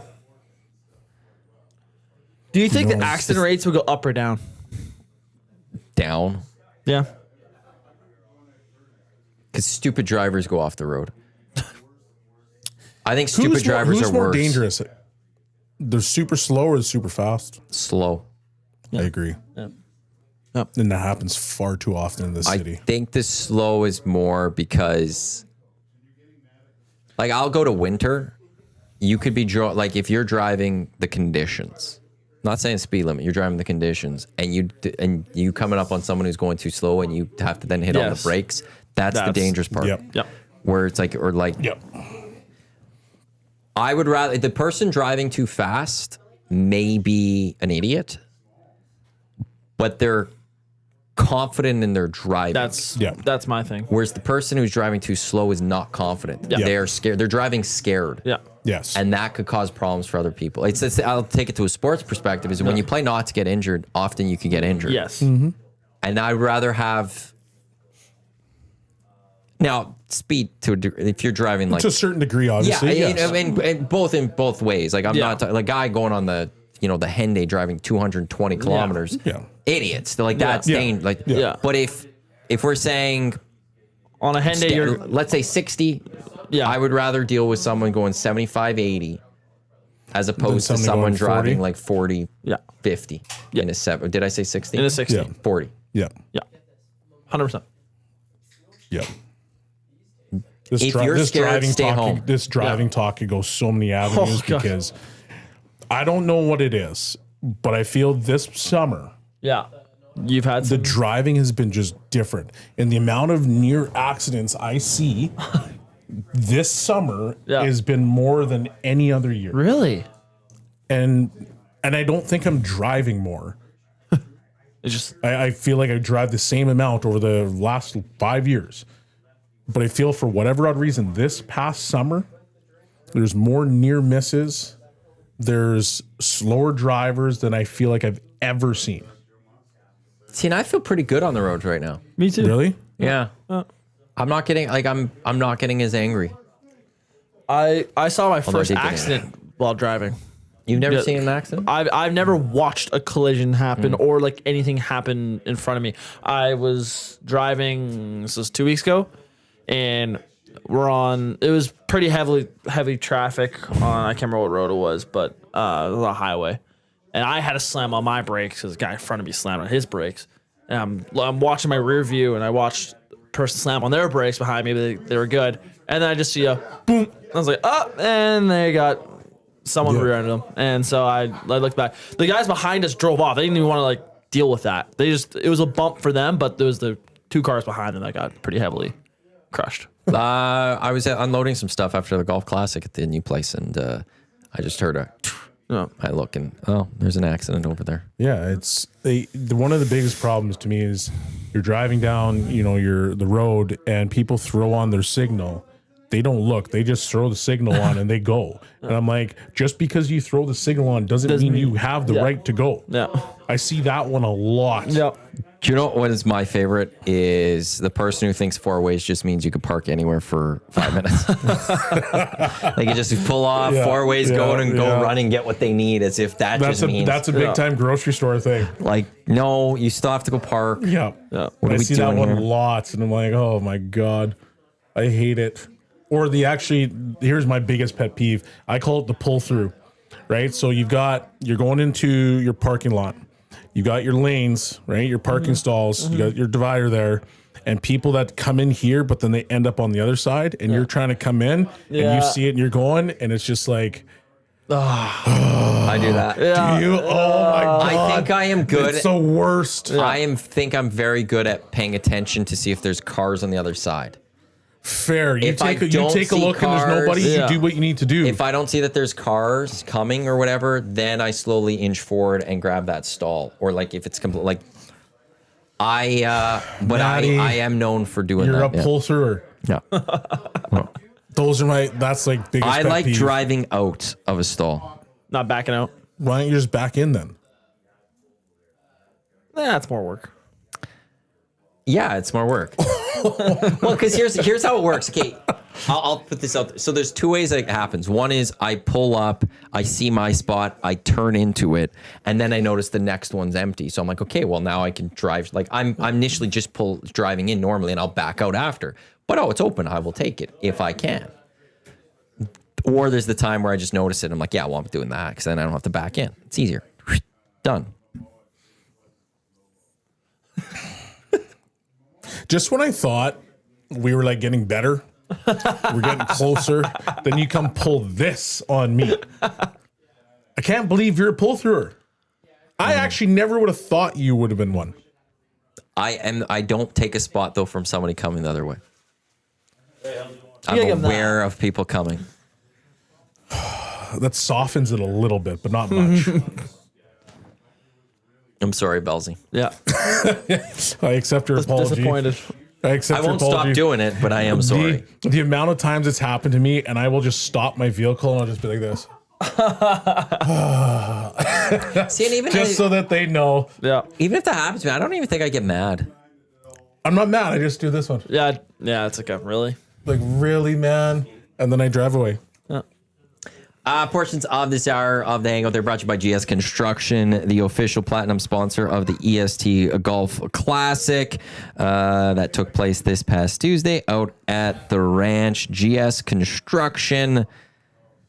They just dominate the city when you're driving around. Hiring now. Become part of their great team today by visiting gsconstruction.ca, their page at indy.ca. For the past 50 years, the foundation of GS Construction, built on efficiency, quality, and safety. Take your career to the next level. Join the team at GS Construction. I do got to get an over-under for Play Alberta. Brought to you by Play Alberta. Download the app. Visit them at playalberta.ca. EST Sports. When you use that promo code, deposit 20 or more, and you'll get a $50 free sports bet. YEG50, when deposit 5, you'll get a $50 free sports bet. Right now, there's quite a bit going on in the EST specials if you head to Play Alberta. You've got Dusty's teaser still up there for Alberta, the early bird bet from yesterday. Lock shop parlay yesterday was Dedrick Mills anytime touchdown, Bo Levi 2+ passing, Nathan Rourke 2+ passing, and JM Matt's big play of the game for the Elks game on Sunday. It's up there. We went bigger with this one. We have the Elks winning and scoring 28+ points. Justin Rankin to score a TD, and Steven Dunbar 3+ catches. That's plus 580. What do we have for? I'll go over under on this. Okay, over. Actually, I said it. Over under. The Elks scored 28 points, 27.5 points on Sunday. Over because that defense needs to hold the other team under 30, and I want to see a big deficit, like a big difference in the score. I want a demanding win from the Elks. You want the Elks to go dominate the BC Lions. I want like a 35-20. Ooh. I want like a dominant one. All right, you guys got us in the first game. Boom, tied series, and then that third game's really matter later on in the season. I'm gonna go under, but not by much, and they're gonna win because the defense is gonna have an unbelievable game. They need one. They desperately They haven't need had one of those and I games think yet. this could be the game. Really? And I'm gonna scream, defense, defense. You gonna go to the tailgate? Depends on son's naps time. What time's usually nap? He's all over the. He's a maniac. He doesn't like to sleep. So whenever we can get him down, We're my all poor wife there. had to fight with him for so long yesterday. Like almost a year. 10 months. 9-month-old lunatic. Isn't he almost 10? Because it was September last year, wasn't it? It'll be 10 on the 25th. 25th is the day. Okay. Jeez. Yeah. You grew up so fast. It's just like as an adult, you sit back and you go, I wish I didn't fight for naps. Like against naps. We should mandate naps as adults. I fully agree. Mm-hmm. Like I give up the 2:15 breaks that most people get and make it a 30-minute nap time. Yeah, just go to bed. It's fine. Stop being so upset. Go to bed. I could use a good Because the reality is for my kid Hendrix, like, dude, you're fighting naps now, but give it a little time and you're going to be up the whole time. But you know what I'm going to do? Because I'm going to give you some receipts, kid. Oh, you think you're sleeping? Get up now. Yeah. Remember when you were a baby? You had the chance to sleep. You had the chance. You chose all you not wanted to do was fight with mom and me. Up, let's go. Do you sleep a lot? Or are you past that stage now? I go through stages. I go through just months of like nap, like aiming for a nap like 5 times a week. And then there's like months where I'll go he doesn't no sleep months. because he's part of the mush brain generation. I took a nap yesterday. I took a nap the day before. I'm just kidding. I think I'm on a 4-day streak right now of naps. Oh, yeah? Yeah. How long's your naps? I try to keep it to 30 minutes. I try to. My favorite. They tend to go farther. Yeah, my favorite is the one. I'm not setting this alarm. Yeah. When I wake up, I wake up. I hate those. And then you wake up, and then you feel like you're on the moon. You're like, Yeah. like, where am I? Feels so good. It takes me 30 minutes to like get back to like, okay, all right, I'm awake, and like it's this day. I feel like and the 30-minute nap can go one of two ways. Either you're really groggy when you wake up, or you're like, you feel great. Oh, those when you feel great. Those, hey, no alarm setters, you wake up feeling just wonderful. Then I can't go to sleep. Yeah. Then I'm screwed. I'm not worried about And then that. I need a nap the next day. Yeah. And then I have another great That's one. a, But that's then a I can't late, go to that's sleep. a That's the later day cycle. problem. And then I go That's to the have cycle another I nap, hate. and then I can't. Yeah. And it's anytime it's like, That's the cycle I can't stand. Is when No. you go for a nap and you nap out for 3 hours, and then Can't you try to sleep. go to bed that night, and you're like, I'll go now I'm to up for sleep. another 2 hours. Like, No, I'll go to sleep. And I'll be perfectly fine. I can't. I even had a nap yesterday. And then I needed to go to bed, and I couldn't sleep right off the favorite bat. thing And I is- had to wake up early today, and I'm like, damn it. My favorite thing is going on road trips as a coach Yeah. No. because I just go sleep. Yep. Yeah, like Well, I know Dusty always liked actually some of the CFL stuff because he'd get to go sleep in. Yeah. Yeah. I didn't have to do the morning show and is gone for like, Yep. doesn't have to parent. So we get a little extra sleep in, or he gets his naps. Yeah. Yeah. Also, if you're ever in a room with 2 beds, it's perfect. A napping bed and a bed, like the night bed. Yeah. That's what you do. Really?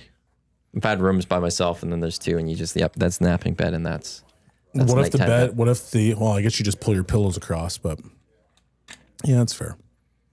I've never tried that one. When you utilize it. One's napping. When I was in Mexico, one was napping bed, one was regular bed. I use that as my clothing bed. Ah. Yeah. Yeah, that makes sense. So like what I do when I go to like on road trips, I hang up my fresh, and then every time I use something, I fold it up, I put it on the bed next to my bag, and so then by the time I get to like one of my last days, boom, it's all in the bag, and I'm already done packed. Good. That's smart. Yeah, I can be lazy about it at times. But to be fair, I don't think I've ever had a hotel room to myself with 2 beds in it. I think I've only had 1. So And if I have one, then I'll just instantly just put it right back in the bag.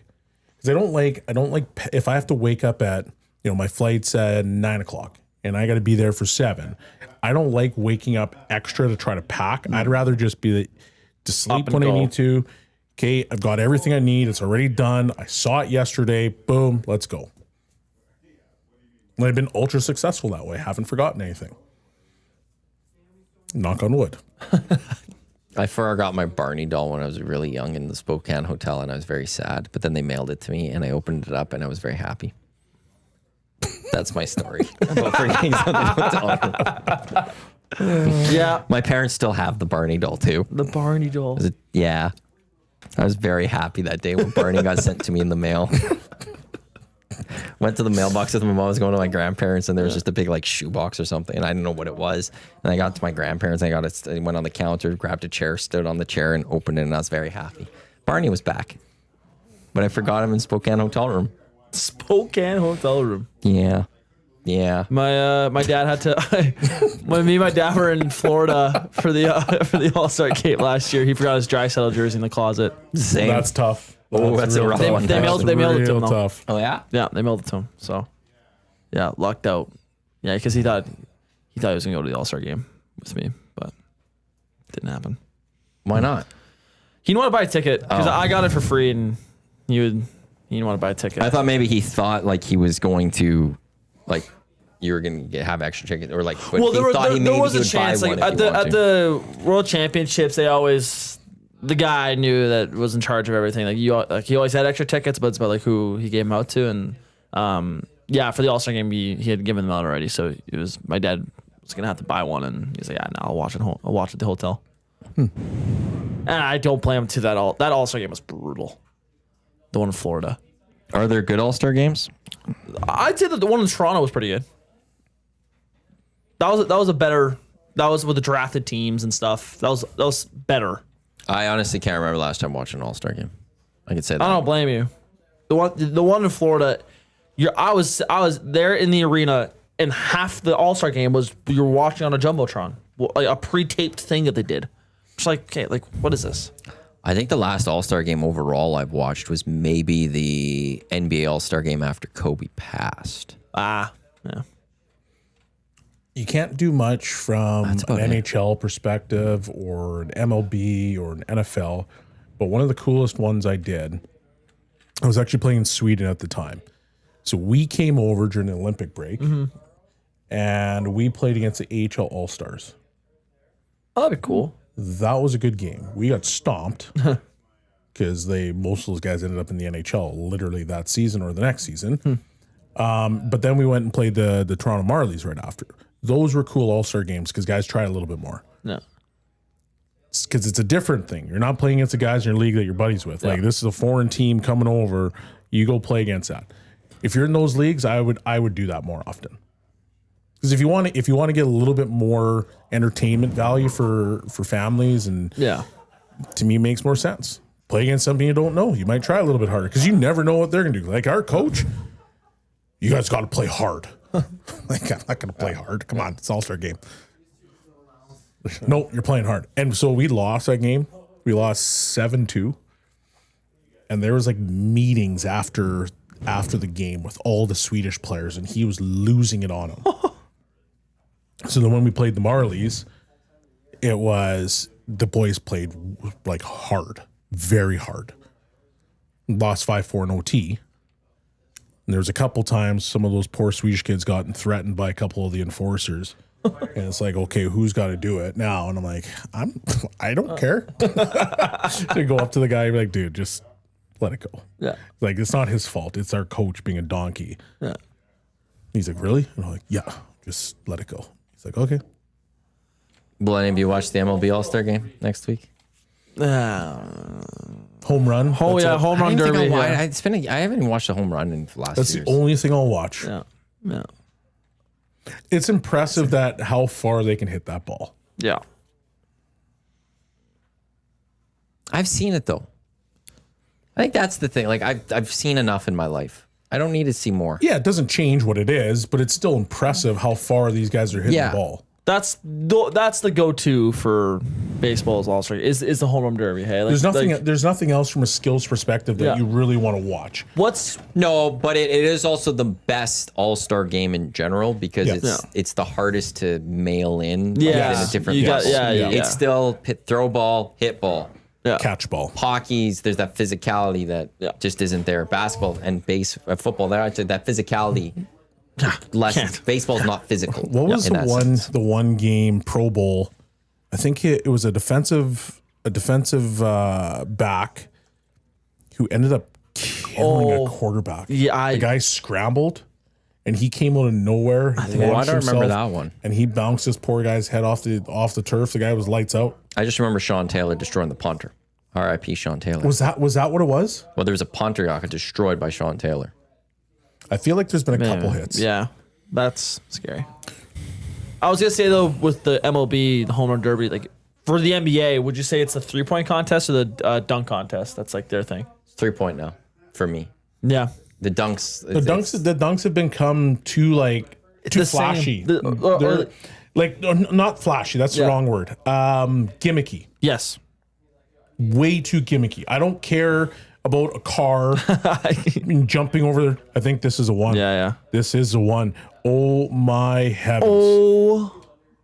R.I.P. Shawn Taylor, alum of the U. There's one more though where a guy gets hit in the same fashion, and I think he puts the quarterback out. Wow. In an all-star game. Personal. Things get personal sometimes, you know? Yeah. I enjoy the 3-point shooting. Yep. I want to watch the 3-point shooting every year. I used to be that way with the dunk, but it's just Well, then they have that. And then there's a point. There's only so much you could do. They have that that's obstacle course now in the NBA. But didn't Chris Paul and Wembanyama get in trouble because they missed all the passes on purpose so they could speed up their score? Oh, really? They factored in the penalty for missing, and then they just ripped through it and they missed it on everything on purpose. But they won it because they factored in the time. Yeah. One issue I have with the slam dunk contest too is I hate the judges. Yeah. So the judges immediately like on the first dunk, it's a whatever 10s. Yeah. They're like, well, now there's nowhere to go up. Yeah. You can't. Everything from here on out has to be a 10 because you've immediately now judged as a 10, or they're sitting there in like a 9, and you're like, you've judged as way too high now. So now like everything's gonna end up being a 48, 47. They're trying not to hurt people's feelings. And it's like at the very least, like, okay, let's be a little more harsh. Like, okay, that's a nice dunk. There's nothing wrong with a 7. Yeah. I want to be like, oh my God, out of my seats going, there's a 10. But now it's like, they're all 9s or 10s, and you're just like, now the judging's off. But it's all because they have the gimmick portion attached to it. So you jump over a car, and you might not do like tricks, but you just jump over a car. That's impressive to jump over a car. 10. So that's why I'm feeling that it's way too gimmicky. Yeah. And it's putting them into a spot where they have to vote for 10s. I could rip LeBron James for the slam dunk contest too. Why? Because there was an all-star game one year. He grabbed the mic and said, next year I'm doing the slam dunk contest. Mm-hmm. And the next year didn't do it. Wow. You can't, you can't. If he never said anything, I would never say LeBron never did a slam dunk contest. but he grabbed the mic and said, next year I'm doing it, and then didn't do it. What a joke. What a joke. Dusty, come on. Yeah. That's your guy. Trev, what was that again? No, but the slam dunk contest, last good one was Zach LaVine versus Eric Gordon. That was a good one. That was a I didn't see this year's, but Mark McClung has had some good dunks. yeah. He has actually Max? been pretty good. Max, Yeah. sorry.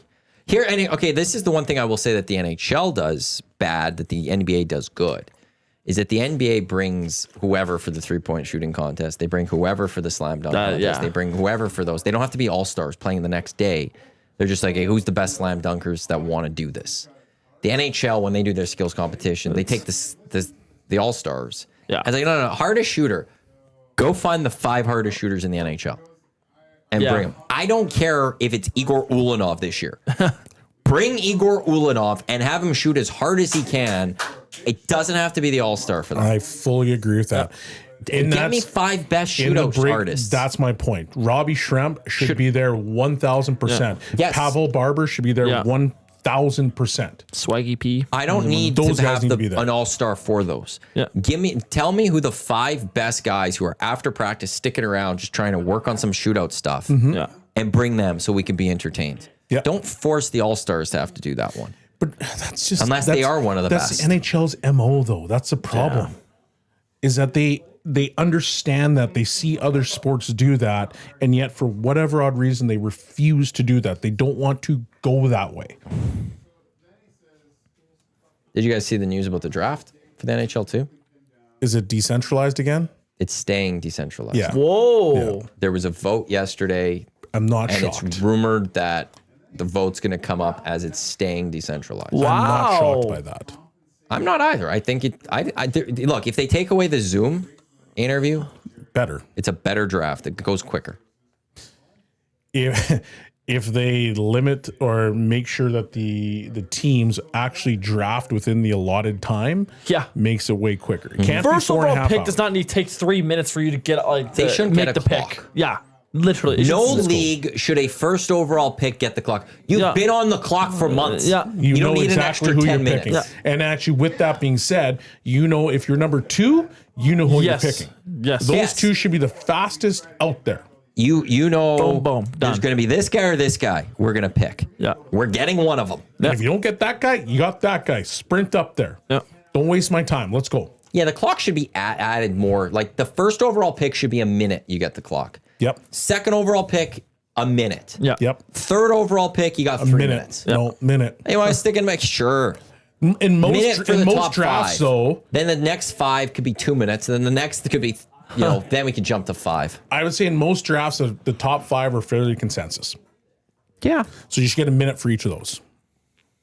Yep. You shouldn't be thinking much. If you're 5 to 10, And you get one pause. 5 Every to 10, 5 2 years, minutes. you get one pause. Yes. So if you want to work on a trade, you can use that pause. But I would actually go with that. In the top 5, you have 1 minute, but you have a pause. Your pause is 30 seconds.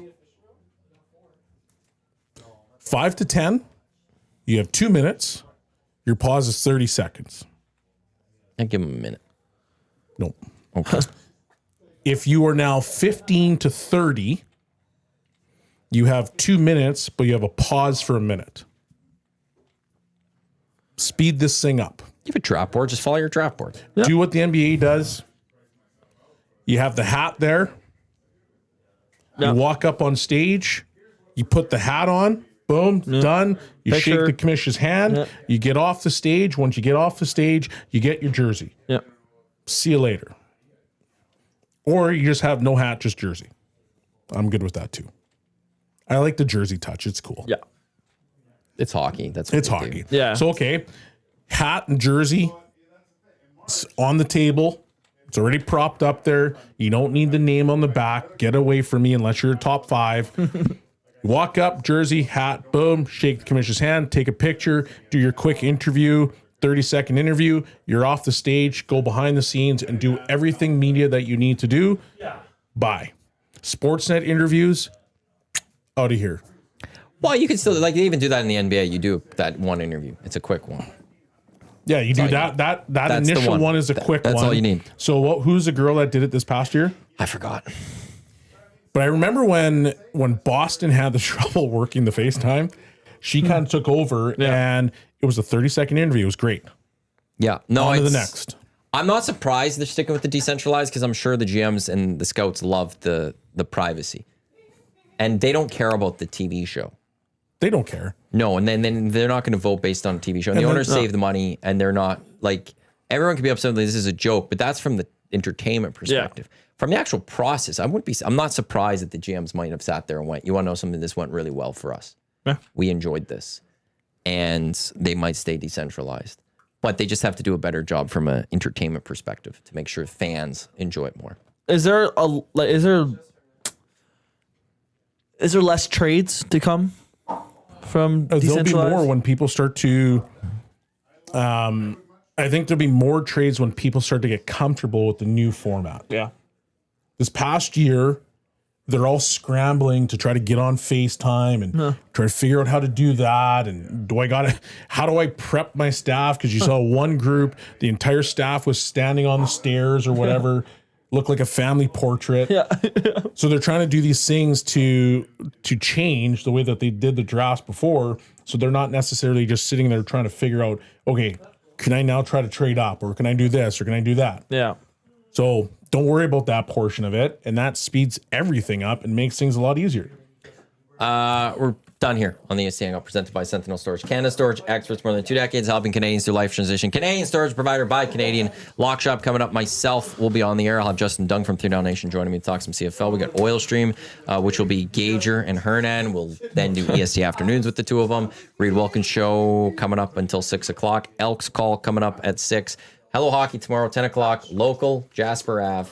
Be there. David Peggiano is going to be Let's on. fill that place. Anything else? We'll see. We're Working on it. VIP Golf Show Sunday, 8 o'clock right here in Edmonton Sports Talk. And then it is the Green and Gold Kickoff Show. Myself, Jay Mill. 4 o'clock, we'll get you set for Elks and Lions. Bellsy, thanks for coming in today. Always a pleasure. Benny, great work this week. Thank you to everyone for tuning into the EST Hangout, presented by Sentinel Storage here in Edmonton Sports Talk. Your clear choice for Edmonton sports, presented by Play Alberta. Up next, it will be the Lock Shop. Don't go anywhere. I'll be up in just a few minutes. Let's go. There you go, right in front of the camera. First-time guest, long-time listener, fan of the original draft commissioner. Welcome to the EST Hangout, presented by White Claw Hard Seltzer. The difference is clear. Matt Iwanyk, Tom Zola with here, joining us today.